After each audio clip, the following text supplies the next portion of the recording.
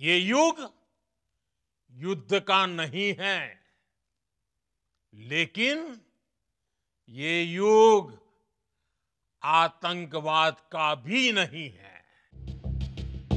প্রতিষ্ঠা লগ্ন থেকেই বিজেপির সাফ কথা, ক্ষমতা এলে প্রত্যাহার করা হবে কাশ্মীরের ৩৭০ অনুচ্ছেদ। নরেন্দ্র মোদী সরকারের দ্বিতীয় পর্বে বাতিল হয়েছে ৩৭০ ধারা। বিশেষ মর্যাদা হারিয়েছে জম্মু কাশ্মীর। রাজ্য থেকে হয়েছে কেন্দ্রশাসিত অঞ্চলে। প্রশ্ন উঠেছিল, কি চাইছে মোদী সরকার? সংসদে দাঁড়িয়েই অমিত শাহ বুঝিয়ে দিয়েছিলেন, লক্ষ্য পাক অধিকৃত কাশ্মীর। সময়টা তখন ২০১৯। পাক অধিকৃত কাশ্মীরের দিকে মোদীর ভারত যে হাত বাড়াতে পারে, মোদী সরকারের প্রথম পর্বেই সেই আশঙ্কা প্রকাশ করেছিল দিল্লির পাক দূতাবাস। এখন ২০২৫, ভারত পাক আপাত সংঘর্ষ বিরতির অবসরেই মার্কিন ভাইস প্রেসিডেন্টকে প্রধানমন্ত্রী নরেন্দ্র মোদী স্পষ্ট বার্তা, ফেরাতে হবে পাক অধিকৃত কাশ্মীর। কারো মধ্যস্থতা চায় না ভারত। ভারতের নিরাপত্তার স্বার্থেই যে পাক অধিকৃত কাশ্মীরের দখল নেওয়া প্রয়োজন, তা ফের স্পষ্ট হয়েছে পেহেলগাঁওয়ে জঙ্গিদের হাতে নিরীহ মানুষগুলোর খুন আর তার বদলায় ভারতের অপারেশন সিন্দুর। স্পষ্ট হয়েছে পাকিস্তানের অধিকাংশ জঙ্গি প্রশিক্ষণ শিবির ও লঞ্চ প্যাডগুলো রয়েছে এই পাক অধিকৃত কাশ্মীরেই। এক রাতেই নির্মূল জঙ্গিদের ৯টি ঘাঁটি, হত শতাধিক জঙ্গি। জঙ্গি নির্ভর পাকিস্তান নেমেছিল পাল্টা অভিযানে। ভারতের প্রত্যাঘাতে পাকিস্তানকে যেতে হয়েছে মার্কিন দুয়ারে। পাক আর জিতে তাই আপাত সংঘর্ষ বিরতি। কিন্তু লড়াই যে থামার নয়, তা যেন স্পষ্ট মোদীর বার্তায়। পাক অধিকৃত কাশ্মীর ফেরতের দাবিতে ১৩,২৯৭ বর্গ কিলোমিটার জুড়ে বিস্তৃত পাক অধিকৃত কাশ্মীর কূটনৈতিক, সামরিক ও আর্থিক ভৌগোলিক দিক থেকে ভারতের কাছে অত্যন্ত গুরুত্বপূর্ণ। অথচ চোখ ধাঁধানো সৌন্দর্যের গিলগিট, বাল্টিস্তান, মিরপুর, মুজফফরাবাদ আজ পাকিস্তানের দৌলতে সন্ত্রাসবাদের আঁতুড়ঘর। কয়েক দশকের অভিযোগ, এই জঙ্গিদের মদদ দেয় পাকিস্তান। অপারেশন সিন্দুরে নিহত জঙ্গিদের কফিন পাক পতাকায় মোড়া।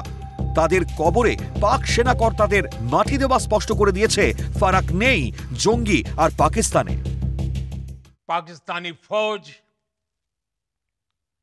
पाकिस्तान की सरकार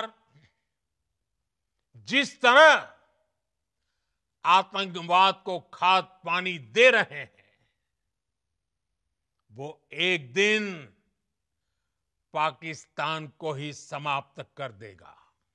पाकिस्तान नमक पैदा करने वाले मुल्कों में दुनिया पे दूसरे नंबर पे आता है, लेकिन नमक हराम पैदा करने वालों में नंबर 1 है। আলোচনা করে কূটনৈতিক বোঝাপড়ার মাধ্যমে যে পাক দখলে থাকা কাশ্মীর ফেরত হবে না, তাও যেন স্পষ্ট। অপারেশন সিন্দুর বার্তা পৌঁছে দিয়েছে পাক দখলে থাকা কাশ্মীরের আম জনতার কাছেও।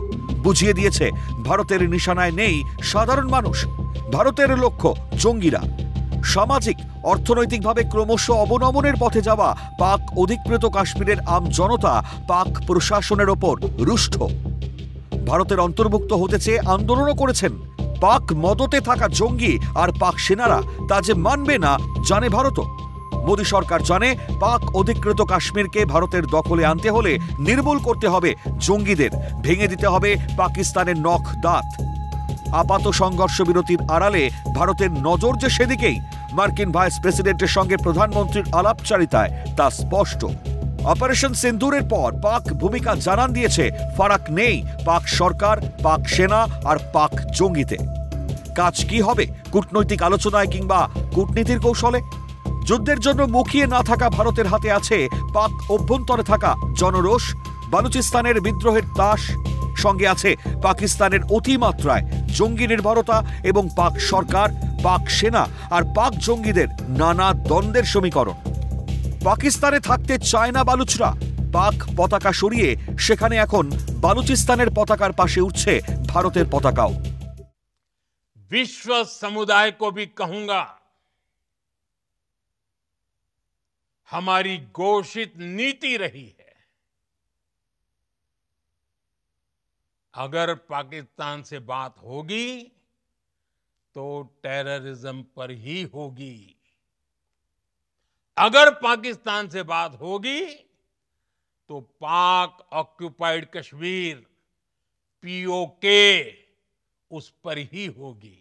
मैं एक बात वाज़ेह करना चाहता हूँ, इंडिया इतनी जुरात करे, जो 93,000 बंदूकें पाकिस्तान से छीनी थी सरेंडर करते वक्त, वही बंदूक 10-10 गोलियों के साथ हमें दे दे, फिर हम देखें पाकिस्तान कैसे लड़ते। ना हमें एटम बम की जरूरत है, ना हमें मिसाइल की जरूरत है, आपकी सिर्फ वही दे दें। ভারতে ফিরতে চায়, ভারতও ফেরাতে চায় পাক অধিকৃত কাশ্মীরকে। বদ্ধপরিকর ভারত, অপেক্ষা শুধু সময়। বিশ্ব মানচিত্র থেকে মুছে যাবে না তো পাকিস্তান নামক দেশটা? Bureau report, Calcutta news.